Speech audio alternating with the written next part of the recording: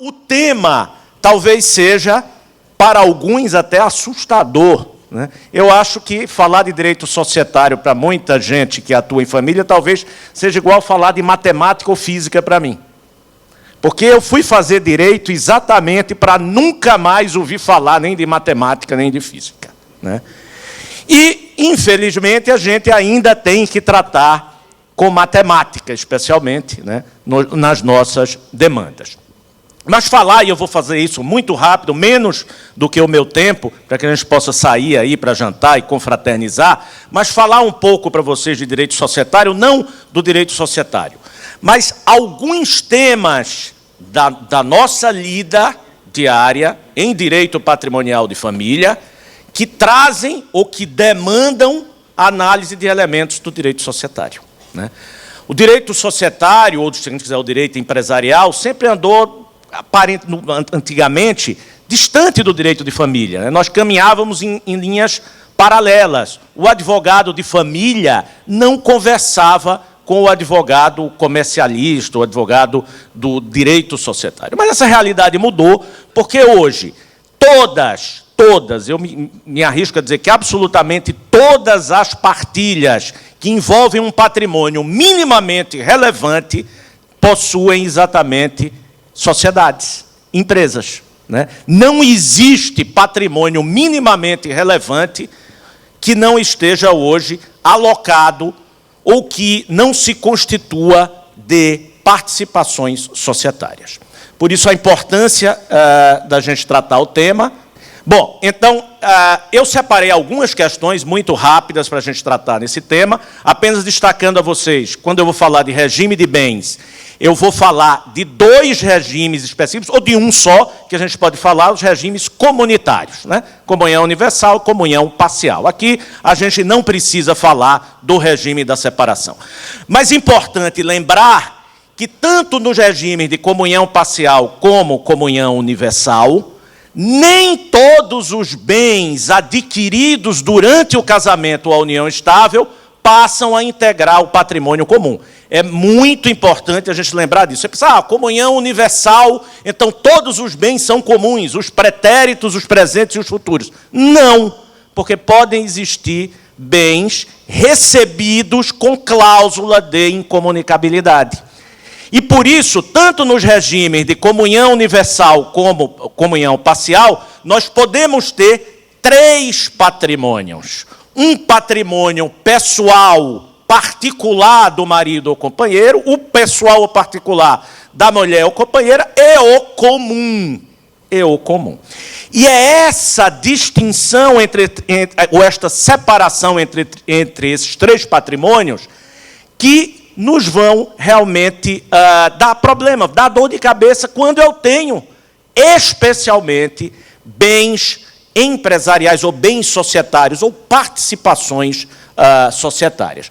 Lembrando, e aqui é o grande problema, que mesmo nos regimes comunitários, nós temos bens que estão fora da comunhão, né? Os excluídos da comunhão, tanto na comunhão parcial como na comunhão universal. Então, a gente sabe que, na comunhão parcial, estão excluídos da comunhão todos os bens adquiridos por doação, por herança, ou com recursos que cada um dos dois possuísse antes do casamento ou da união estável, bem como todos os subrogados no lugar deles. Todos, né?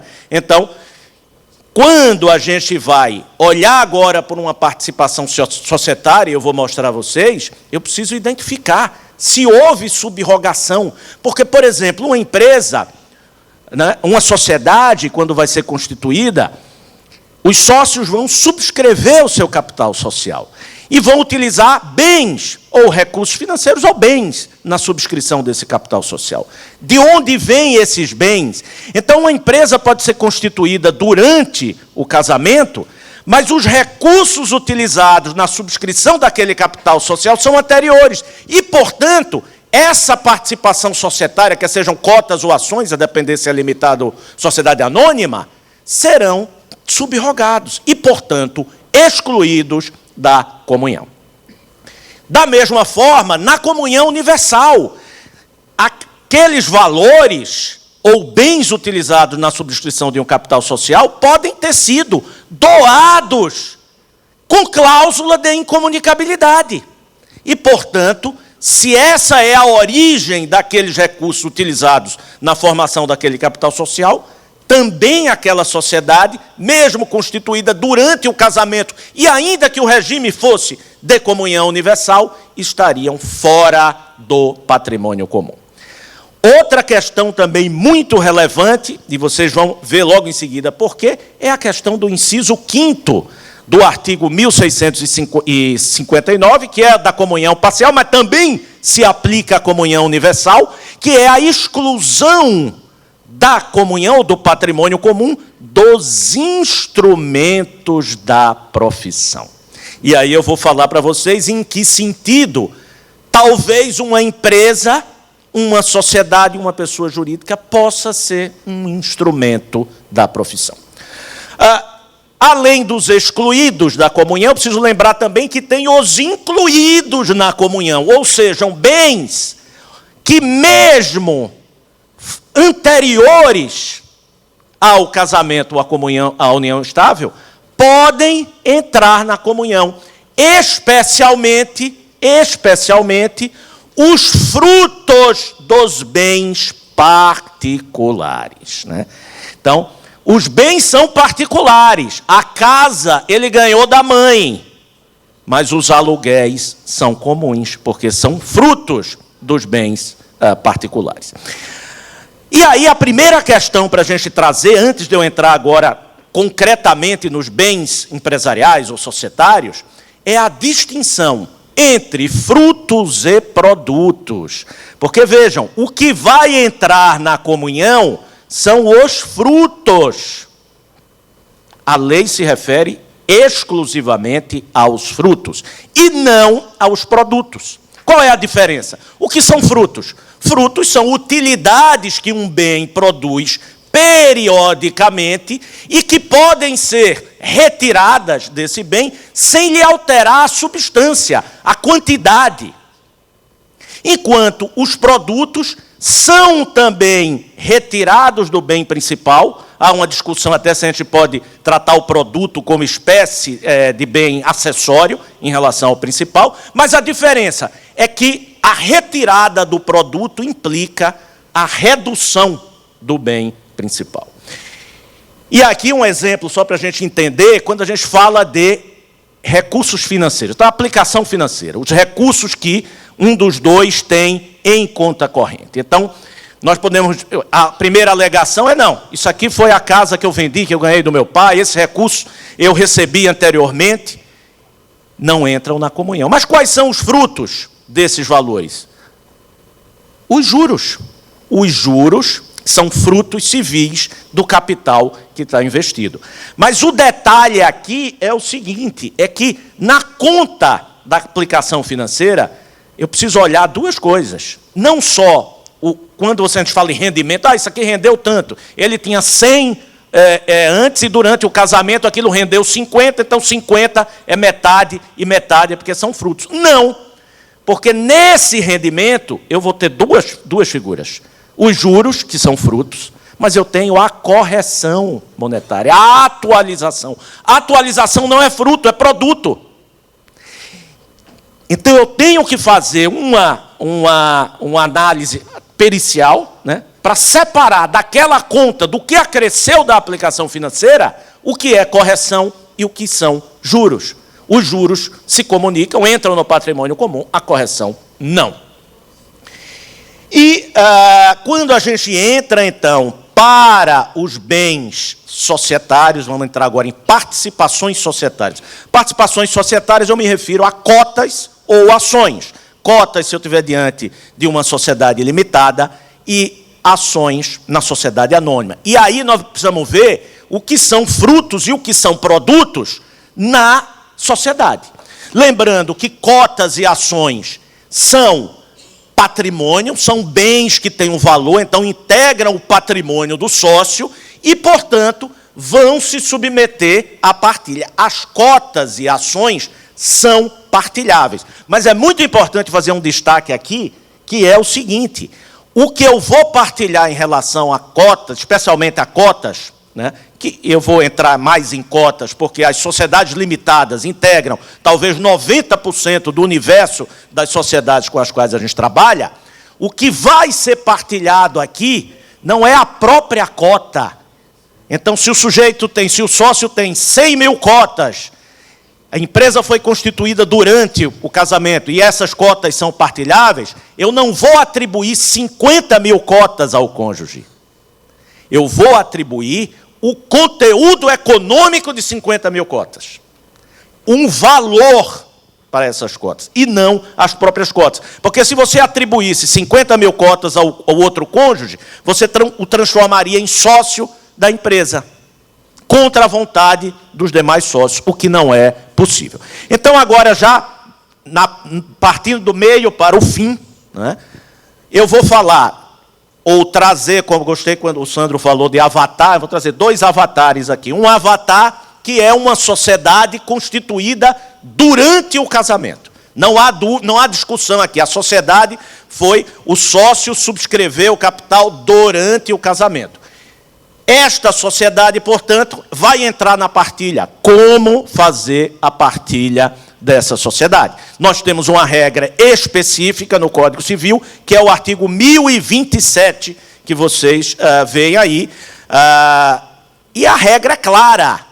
O cônjuge não é sócio. O cônjuge não recebe cotas. O cônjuge recebe o equivalente, a parte que lhe couber, deixei até em vermelho ali, a parte que lhe couber nas cotas sociais. E como é que eu vou chegar à parte que vai caber a esse cônjuge? Eu vou fazer uma apuração de haveres, né? E nós vamos avaliar essa participação societária, saber quanto ela vale, e o sócio cônjuge vai ser devedor do outro naquele valor, né? Então, é um erro crasso se fazer atribuição das próprias cotas ao cônjuge, e é um erro que é comum. Infelizmente, é comum. Eu já vi, inclusive, acordo de partilha consensual, onde um cônjuge que era advogado atribuiu metade das cotas do seu escritório para o outro cônjuge, né? E, naturalmente, depois, quando se deu conta do que tinha feito, entrou com uma ação anulatória e a gente foi, né, chamado a intervir nesse caso. 2 coisas só que são relevantes aqui na avaliação dessa participação que caberá ao cônjuge. Primeira, qual é a data a se considerar para fazer a avaliação quando eu tenho uma separação de fato, não é?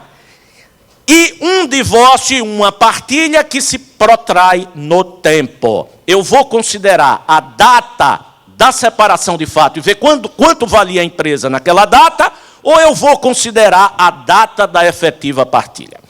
E essa é uma questão extremamente polêmica, tem 2 precedentes hoje no STJ em sentido opostos, tá? Um, considerando a data da separação de fato. A data da separação de fato, por quê?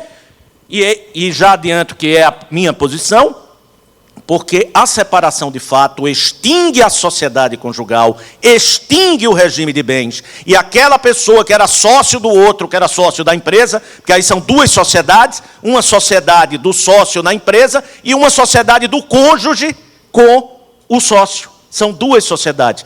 Essa sociedade do cônjuge se extingue no momento da separação de fato. E, por isso, penso eu que esse seria o momento mais adequado. E aí, o outro lado diz, não, mas não fez a partilha porque ele, o sócio, não quis fazer a partilha. Se a empresa cresceu, então o cônjuge tem que se beneficiar disso aí, deve-se considerar a avaliação na data da efetiva partilha.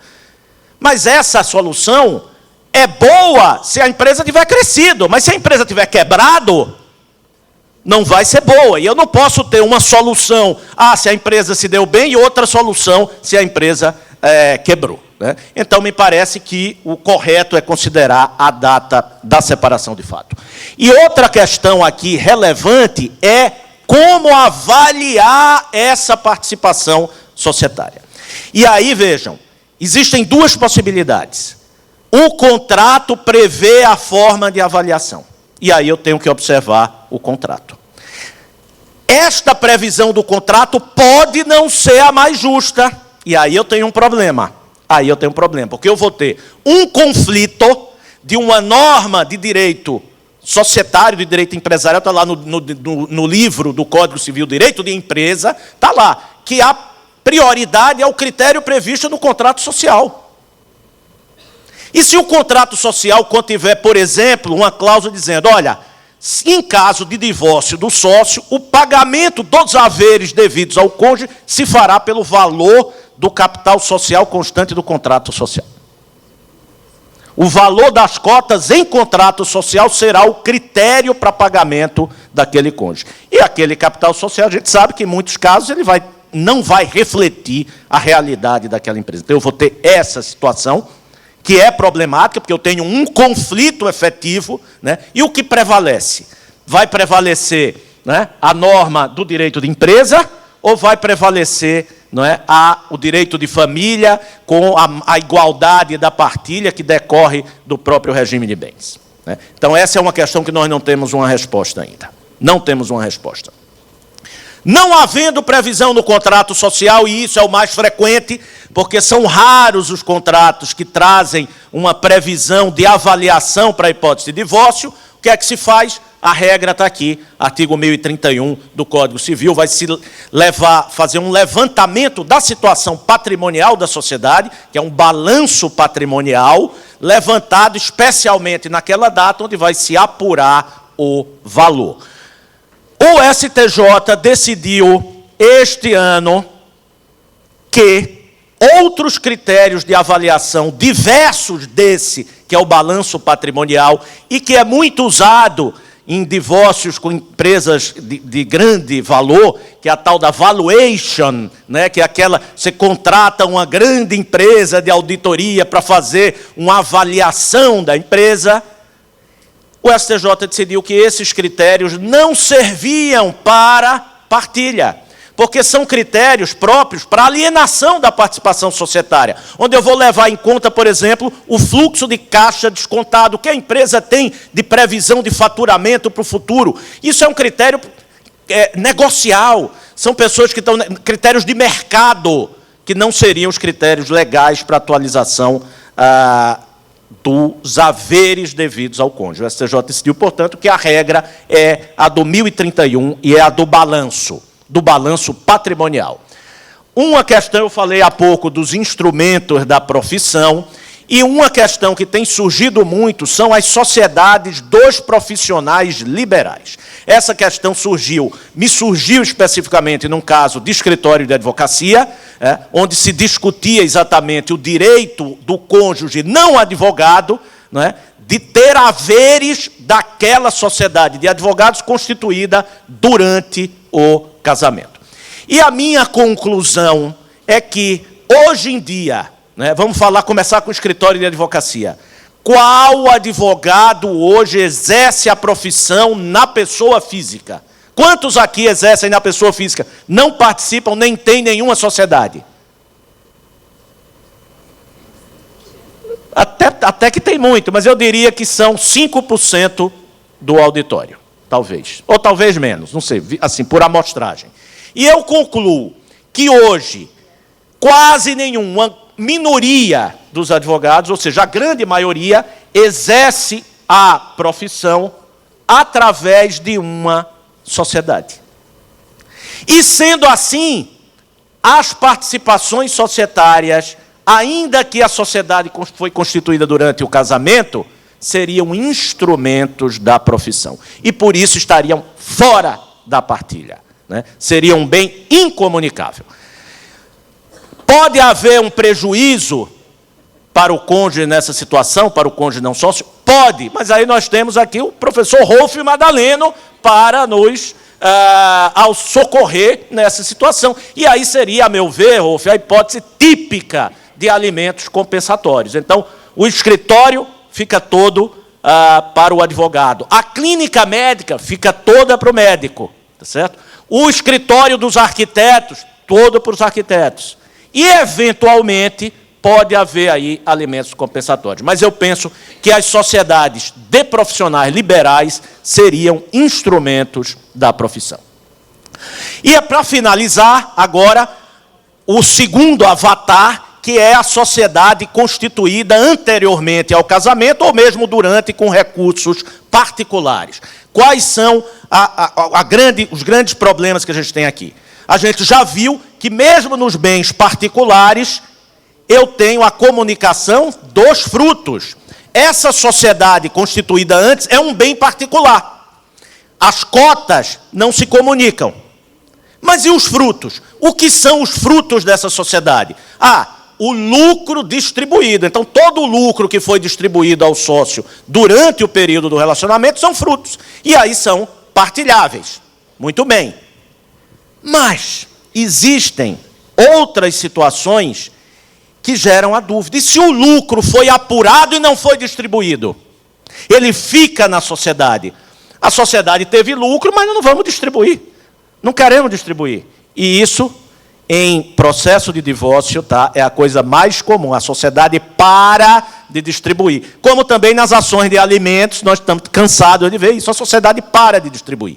E aí, esse lucro não distribuído, ele deve ser partilhado ou não. Está lá na conta de reserva da sociedade. E aí eu pego o lucro que não foi distribuído e aumento o capital com lucro não distribuído. Esse aumento de capital entra ou não entra na partilha? Hoje nós temos duas posições. Uma posição que está prevalecendo no STJ, no sentido de que o lucro não distribuído não entra na comunhão, porque antes da distribuição ele não pertence ao sócio, ele pertence à sociedade e, portanto, não entra no patrimônio comum e não comunica. Essa é a posição que está prevalecendo no STJ, mas no Tribunal de Justiça de São Paulo, nosso Tribunal de Justiça de São Paulo, a posição é contrária, né? Nas câmaras de direito privado, em relação ao lucro não distribuído, o tribunal tem entendido que deve ser partilhado. Por quê? Porque se ele tivesse sido distribuído, ele teria integrado o patrimônio comum, né? E como não foi, que isso aí seria uma forma indireta de se fraudar a própria lei. Então, a gente tem essas duas posições. E aí, para finalizar, que o tempo já acabou, duas questões. Primeira, quando o sócio utiliza na subscrição do capital social recursos ou bens que ele recebeu com cláusula de incomunicabilidade. E vejam, o que é que ocorre? Eu recebo de doação ou herança, eu recebi aquele valor, tudo bem, comunhão parcial não vai entrar no patrimônio comum. Mas eu recebo com cláusula de incomunicabilidade para os frutos. Porque no regime da comunhão parcial, essa é a grande utilidade da cláusula de incomunicabilidade nas doações que os pais fazem aos filhos. É tirar os frutos que entrariam na comunhão. E a questão que se coloca é os limites dessa cláusula de incomunicabilidade. Primeiro, se a lei diz que os frutos são comunicáveis, a cláusula estaria violando a lei e por isso seria ilegal? Essa é uma discussão que já surgiu, mas a gente já tem precedente dizendo que não, que pode se estender aos frutos. Tá? E a outra questão, e essa é uma questão linda, que eu trago aqui já para finalizar, o penúltimo ponto para a gente finalizar efetivamente, é a seguinte: quais os limites dessa incomunicabilidade dos frutos nos bens empresariais, quando eu tenho uma multiplicação ou uma transformação desses frutos em outros bens que produzem outros frutos. Ou seja, o fruto recebido é incomunicável. Com o fruto recebido, eu constituí, ou uma coisa mais simples, eu comprei uma casa. A casa é um subrogado do fruto incomunicável. E, portanto, o imóvel é incomunicável. Só que ele alugou. E aí eu tenho aluguéis que estão sendo produzidos. Esses frutos produzidos pelo bem adquirido com os frutos incomunicáveis estão abrangidos pela cláusula de incomunicabilidade? Essa é a questão. Eu sustento que não. O Tribunal de Justiça de São Paulo tem um precedente falando que não, que é a questão dos frutos, que esses seriam comunicáveis. Por quê? Porque o que é incomunicável é o fruto. Se o fruto se transformou em outro bem, aquele bem é particular, mas os novos frutos caem na regra geral e, portanto, entrariam na comunhão. E quando a gente tem bens societários, empresariais, a gente tem essa situação, e a gente tem um caso do escritório, que é exatamente esse, que o marido recebeu cotas em doação com cláusula de incomunicabilidade extensiva aos frutos. E quando ele casou, todo o patrimônio dele eram 100 mil cotas de uma holding familiar. No final do casamento, ele tinha um conglomerado de empresas com um valor estratosférico, né? E na partilha a alegação foi: não, tudo que eu tenho veio dessas cotas originárias que eu recebi com cláusula de incomunicabilidade extensiva aos frutos. Então o que é que aconteceu? Ele recebia lucros dessa primeira empresa, com esses lucros ele constituiu uma nova empresa, a nova empresa produziu novos lucros, com novos lucros ele foi constituindo outras empresas e assim por diante. Então essa é uma discussão que é frequente e que pode passar desapercebida. E a última coisa que eu quero dizer, e esse é o último slide, efetivamente, é que podem ocorrer diversos eventos societários ao longo do casamento que vão trazer dúvida se o bem é comunicável ou não, sobretudo quando a gente tem sociedade anônima. Então, alguém tem uma sociedade anônima anterior ao casamento, e durante o casamento, essa sociedade anônima teve um aumento exponencial de valor. Essa é a primeira questão. E aí já está resolvido que a simples valorização, se for decorrente do mercado, não se comunica, mas essa valorização pode ter outras origens. Por exemplo, um aumento de capital. E aí olha que situação: eu tinha 100 mil ações antes do casamento. Depois do casamento eu recebi 200 mil ações a mais. Essas 200 mil ações entram? Depende.